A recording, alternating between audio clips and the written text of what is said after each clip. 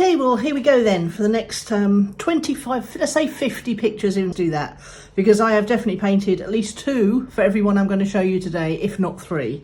So I'm only going to show you the ones that I think are half decent. Okay, so this is a Greek table. The problem with this one is there's supposed to be a shadow over here, and I couldn't work out how to do that. But I am quite pleased with the garlic and the oranges, and it's all a bit too clean looking. Yes, I know. I like the door though. Anyway, I'll try again on that one because it's a beautiful picture. This is one that I've done under the tutelage, or the mentorship, if you like, of my new mentor. And he's getting us to do shadows, and you've got to be bold. So while I think this is a terrible picture and I can do much better, it's my first attempt, and I was bold with my shadows. And when you look at it from a distance, it doesn't look too bad, but I'll be coming back to that one. Okay, lots of nice white paper on the back, you can see. That's one I did as part of the 30-day World Watercolour Month Challenge. I may have shown you this before, I can't remember if I have or not. Obviously, there were some really nice shadows on the wall, and I screwed them up, so I painted a picture over the top. But yeah, a bit childlike and cartoony, I think. This was when I was doing... I was a bit sick of doing sepia stuff, so I started painting pink. And I think anyone who's this is my usual sort of stupor C scene, and then I went on to do a nice, well, I think it's quite nice, cityscape. It's basically what it was. It was very pinky. I think it needs more definition. I think I get to this stage and I panic and I think, what am I doing? And then I just sort of go wrong or stop. That is the square and balls from the same exercise. I think that one's the best one out of the 2, but it was all too dark, so it all went horribly wrong. That's when I went out and bought some sepia. So I was trying to do these exercises in sepia very badly, as you can see. So then I was sick of sepia because it was too dull and brown. So I painted the 5 sunsets in 25 minutes. This is when I got the Turner in history book, and I was trying to, there were some beautiful sunsets in there, and I really had a look at how he uses lemon yellow in his sunsets. And I was quite pleased with some of these. I was particularly pleased with that one. I think that's got a right nice glow to it. This was one I painted after all those other ones. And this is, basically, it's trying to convey the magnitude of the mountains. But I seem to have completely forgotten about the background mountains. I think, again, I got to the point where the sunset wasn't looking too bad, and I was trying to get in the mountains, and I don't know, something happens to me, I just panic. Anyway, I've got to get over that. This was another one of the sunsets. Don't particularly like that one, so it's glad it's blank on the back, I can paint over it. Another one that didn't go very well, and that one wasn't one of the best ones either. So all blank on the back, look at that, lovely. This was me attempting coloured gradated washes. From blue to yellow through green. I think I did all right with those.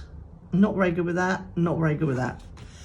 Then I went to balls, and this is me trying to do blue to cool to warm, I think it is. Not great, but blank on the back. Always look on the bright side. Again, more gradated washes. I think I do all right with those flat washes. I do all right with the graded washes that don't have to change colour, but I'm not very good with the ones who change colour. And then I tried again painting a picture, wondering if that would help, and I don't think it did very much. Then I went on and tried again. Too pale, not bad, okay. This one's probably the most successful because it's got plenty of deep colour in it, and it grades without any particularly nasty lines, so there we go.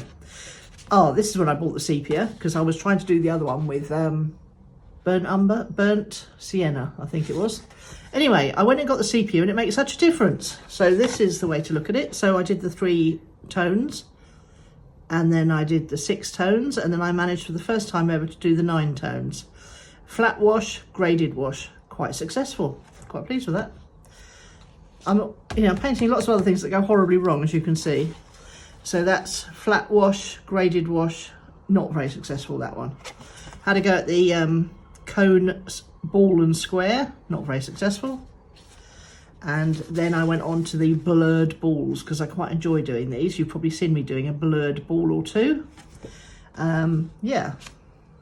Then I did attempted another exercise in my mentor's Patreon account, Marcello, sorry.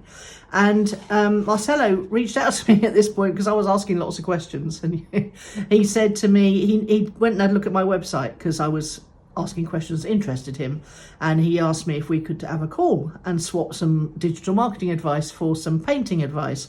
And yeah, it was a really nice hour. I really enjoyed it. He really is a very down-to-earth character, and he's got the most beautiful Italian accent, which I could listen to for hours, which is just as well as I'm watching him paint for hours.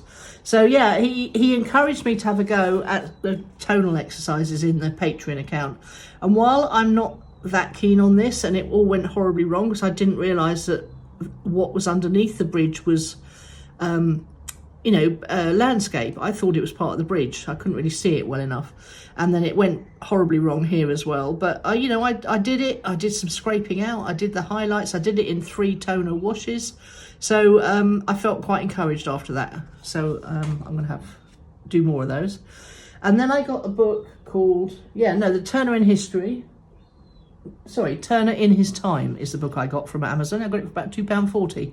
Great big book, lots of gorgeous pictures in. Oh, Paint Like Turner, that's the other one I got. How to Paint Like Turner. I've done a book review of that one, so go and have a look. So I thought I'll just try and paint. Anyone who watches this channel knows I don't like trees, so I thought I'd just have a go at painting some trees in the style of Turner, because there's actually a step-by-step, which I just got bored halfway through. I just don't like painting trees. I don't know why. But I've been watching Marcello paint trees now, so I'm going to have another go at it today. And it's blank on the back, so that cheers me up. Then I went to paint one of Yong Chen's lemons. I've got a membership on his YouTube channel because I've watched so many of his videos, and I do really like him as a teacher.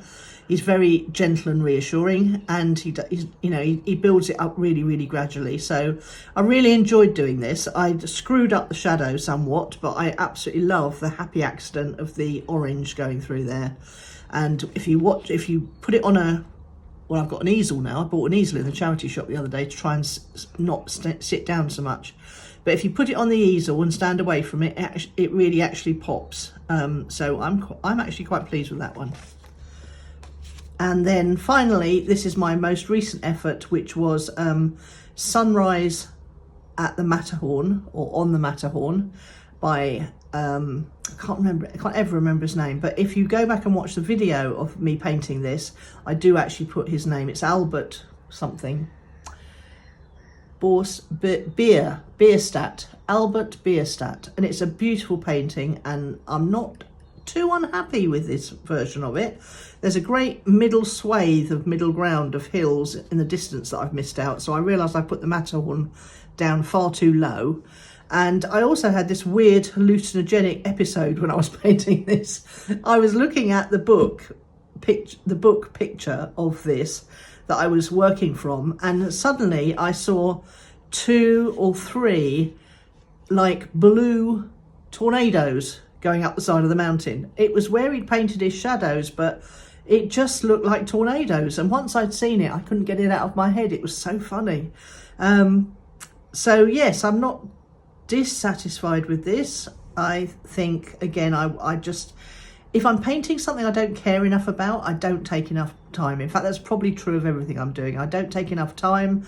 I rush at things, and I'm a bit like a bull in the china shop, and I get this sort of weird panic comes over me. So I might talk about painting panic in a separate video if anyone's interested. So if you would be interested in hear about the psychological side of painting that I experience anyway, I can't speak for everyone else because I'm obviously a bit battier than most, then do put it down in the comments if you experience any weird sensations, or if thoughts, or if you experience any of these hallucinations.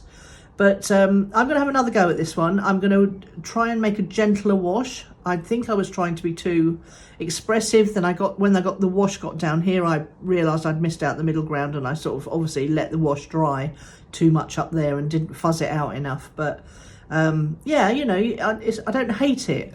I think it's definitely me getting a bit more expressive and a bit more loose in my painting style. Anyway, you tell me what you think. These are the most up-to-date batch of paintings I've done in the last couple of months, and I'll come back to you in another couple of months, and hopefully you'll see things improving. But in the meantime, thank you so much for watching, and I'll see you soon.